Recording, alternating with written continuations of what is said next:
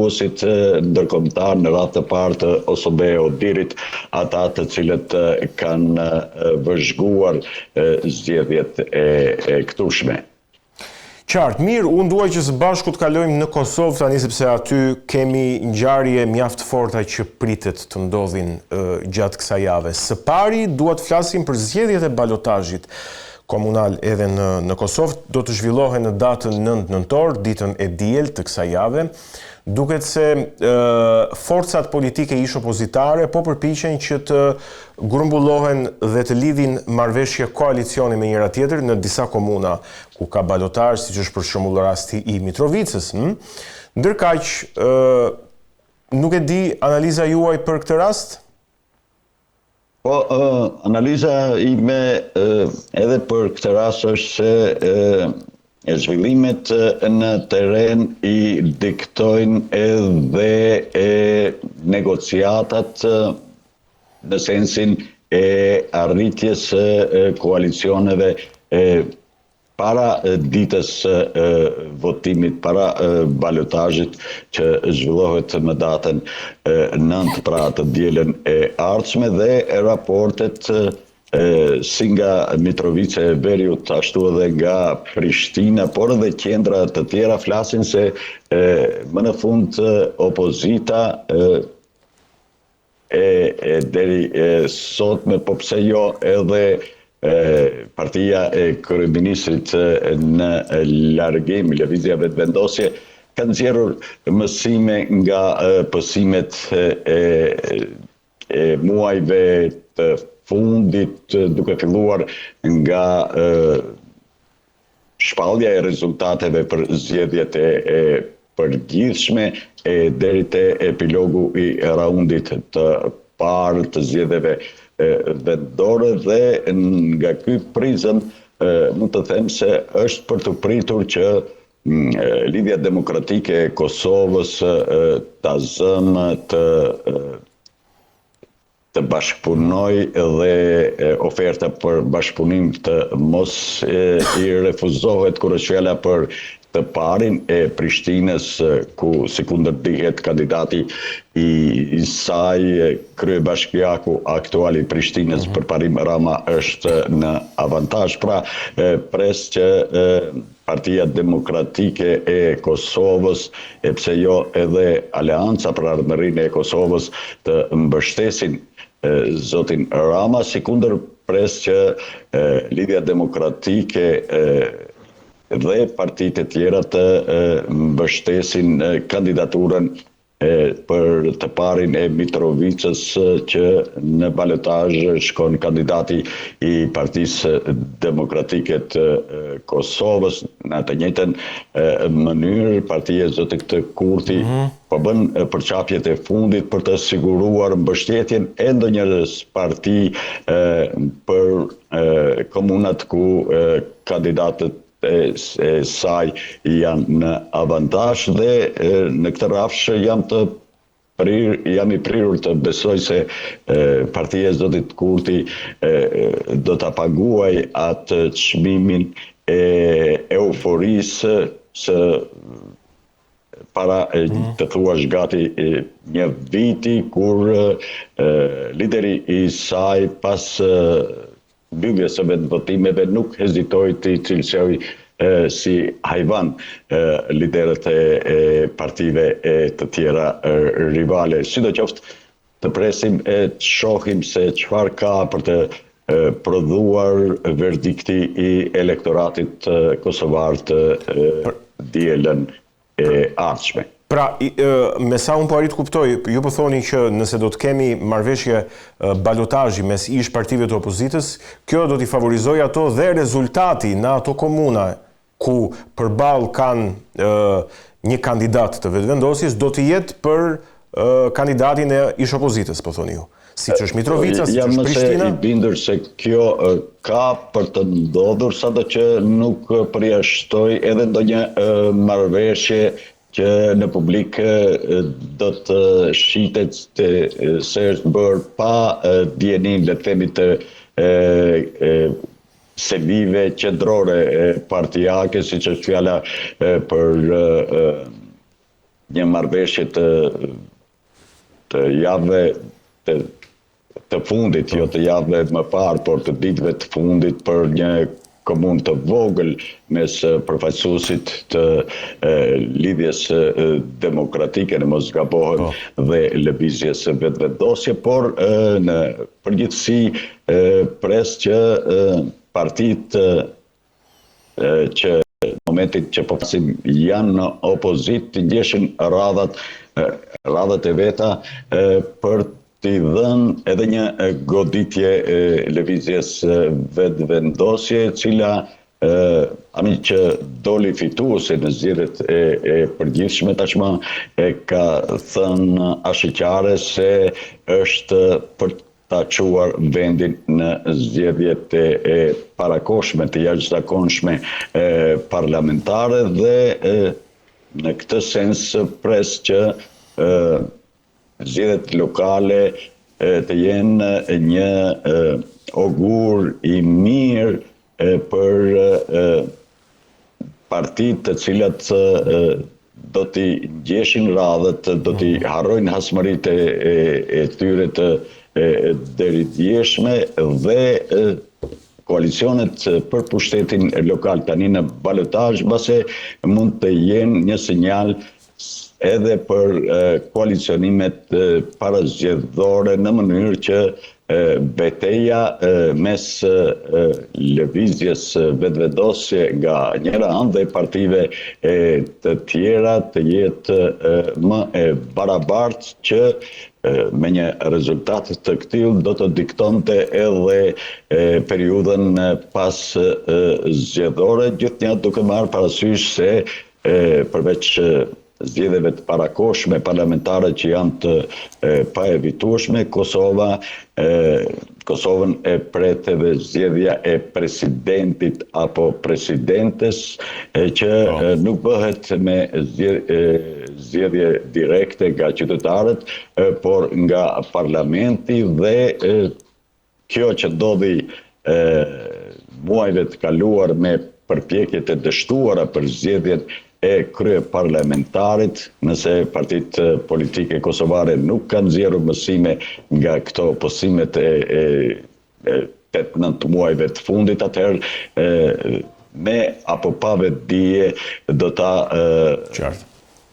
thellonin atë spiralen e krizës politike në Kosovë. Në fakt, unë për këtë do doja të flisnim tani për atë se çfarë po ndodh në nivelin qendror në Kosovë. Presidenti Osmani ka takuar krerët e ish partive opozitare, dal nga zgjedhjet e 9 shkurtit të këtij viti, për të parë nëse mund të ketë një mandatar të ri i cili mund të ketë numrat e nevojshëm për formimin e qeverisë. Kjo pasi nuk u arrit votbesimi i qeverisë kurti 3 një javë më parë në kuvendin e Kosovës. Por krerët e partive opozitare duket se janë edhe ata për zgjedhje të parakohshme. Afati i presidentes Osmani është pas nesër, data 5 nëntor. Pyetja ime për ju është, a mendoni se presidentja do t'i shpall zgjedhjet e reja të parakohshme parlamentare? Po, në Kosovë është një shprehje qare, s'ka rrugdalje tjetër nuk do të ketë. Bitnja të marrë parasysh se thënë kushtimisht zonja Osmani, presidentja e Kosovës, i përket të njëjtës familje, të njëjtit tabor që drejtohet nga kryeministri në largim Albin Kurti dhe tani mund të përsëritet ajo loja politike disa viteve më parë që konsistonte në leximin ndryshe unë të neneve të kushtetutës kur është fjala për atë se kush e merr mandatin e dytë për krijimin e qeverisë në rast të dështimit të herës së parë, siç ndodhi edhe tani, por nga ajo që ka thënë zoti Kurti ditë më parë se më mirë është që vendi të shkojë në drejt zgjedhjeve të dyfishta, kjo e bën të pa evitueshme atë vendimin e presidentes Kosovës që të caktoj, të konstatoj se vendi duhet të shkoj në zgjedhje, dhe kur e them këtë ka parasysh edhe deklarimet e liderëve të partive të tjera të Kosovës se janë më shumë pro zgjedhjeve të reja se sa që në rast të marrjes së mandatit të formojnë një qeveri, le themi, kalimtare, pikërisht për shkak të mos harmonizimit të qëndrimeve, mos dakordësisë, mos arritjes së ndonjë marrëveshje politike për sa i përket asaj se përfaqësues i kujt ka për të qenë shef i shtetit më të ri në Evropë pas skadimit të mandatit të presidentes aktuale të Kosovës. Në fakt, ju thatë, kur po flistim për zgjedhjet e balotazhit dhe për koalicionet e mundshme mes ish partive opozitare, që disa koalicione të tilla mundet të reflektohen ndoshta edhe për zgjedhjet e parakohshme, pra në nivel qendror. Dhe në fakt me të drejtë, sepse nëse zgjedhjet zhvillohen tani afër dhe kemi një rezultat të ngjashëm me rezultatin e 9 shkurtit, sërish do të gjendemi, kam përshtypjen unë, në një qorsokak politik të ngjashëm me këtë që ka ndodhur deri tani. Pra do duhet që në një kohë shumë të shkurtër, njëra nga partitë e ish opozitës, Lidhja Demokratike e Kosovës ose Partia Demokratike e Kosovës, të dyfishohen në një kohë mjaft të shkurtër që të ndryshojë konfigurimi post zgjedhor. Po kjo duket shumë e vështirë. Egon, kushtetuta e Kosovës është hartuar në gjykimin tim për pushtet që do të krijohet mbi bazat e koalicioneve, dhe koalicionet janë të paevitueshme për Kosovën, për shkak se të mos harrojmë Kosova tazëm nuk është një Belgjikë që mund të frymojë lirshëm edhe më shumë se një vit pa pasur qeverin, ndërkohë që bazuar në atë çfarë kanë thënë liderët e partive oponente të lëvizjes vetëvendosje, kemi vendime të diskutueshme të qeverisë në largim të viteve të fundit. Prandaj pres që nga përvoja e fillim vitit, për një përvojë e hidhur deri në përfundim të balotazhit, këto parti pa përjashtim të nxjerrin mësime në sensin e afrim pajtimit për të mirën e vendit, në mënyrë që në zgjedhjet e ardhshme të dalim koalicione që do të jenë inkluzive e jo përjashtuese. Prandaj po them që duhet klasa politike pa përjashtim në Kosovë duhet të ketë nxjerrë tashmë mësime nga pësimet e këtij viti, gjithnjë duke marrë parasysh edhe rezervat, për të mos thënë kritikat serioze të faktorit ndërkombëtar si nga Brukseli, po ashtu në radhë të parë edhe nga Shtetet e Bashkuara, që janë një qortim serioz publik pikërisht për Prishtinën, për shkak të këtyre veprimeve që për një shtet në tranzicion, do thosha unë, me një gamë të madhe të problemeve janë të patolerueshme.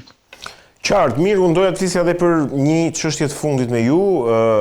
Republika e Siris ka njohur Republikën e Kosovës, sipas raportimeve mediatike. Çfarë zhvillimi është ky në analizën tuaj? E nxjerr ky zhvillim Kosovën, po themi, nga ajo problematika e izolimit ndërkombëtar, kujtojmë që njohjet e fundit kanë qenë shumë vite më herët, përpara vitit 2020. Dhe nga ana tjetër, a erozon kjo mitin e vendeve me shumicë muslimane të cilat nuk e mbështesin pavarësinë e Kosovës? Po, është një lajm I mirë për shkak se njohja e pavarësisë së Kosovës nga Siria e rrit numrin në 120 shtete që e kanë pranuar Kosovën e pavarur. Natyrisht se ditëve të fundit kemi parë analiza, spekulime nga më të ndryshmet se merite kujt është kjo njohje e Prishtinës zyrtare apo e aleatëve të Kosovës dhe për hir të së vërtetës këtë e ka pohuar, e ka konfirmuar edhe vetë presidentja e Kosovës. Njohja është si rezultati lobimeve të miqve të Kosovës. Diplomacia kosovare deri tani gjatë këtyre 4 viteve të fundit nuk ja doli të siguroj ndonjë njohje që do të ishte një plus për qeverinë Kurti. Duke marrë parasysh ftohjen e raporteve mes Prishtinës zyrtare me administratën amerikane dhe pse jo edhe një ngecje në bashkëpunimin me Bashkimin Evropian, me Brukselin, kjo është një vërejtje serioze, po them pa përjashtim për gjithë klasën politike kosovare. Natyrisht ngecja në zgjerimin e numrit të njohjeve është rezultati mungesës së përparimit në dialogun mes Kosovës e Serbisë dhe për shkak të kësaj ngecje zgjerimi I njohjeve në radhë të parë nga 5 shtetet anëtare të Bashkimit Evropian mbetet një sfidë serioze edhe për pushtetin e ardhshëm që duhet të dalë nga zgjedhjet që tashmë mund të thuhet se janë të paevitueshme në Kosovën e pavarur. Qartë, zoti Xhezairi, unë ju falenderoj për bisedën dhe për opinionet këtu në studio. Ishte kënaqësi. Ishim me Seladin Xhezairin nga Maqedonia e Veriut, nga Shkupi drejt për drejt folëm për aktualitetin politik atje me zgjedhjet e balotazhit, zgjedhjet e ditës së dieshme, por edhe për atë se çfarë po ndodh dhe do të ndodh në Kosovë. Ishte ky aktualitet për ditën e sotme. Ne do të shihemi sërish nesër, deri atëherë qëndroni me NTV dhe mirupafshim.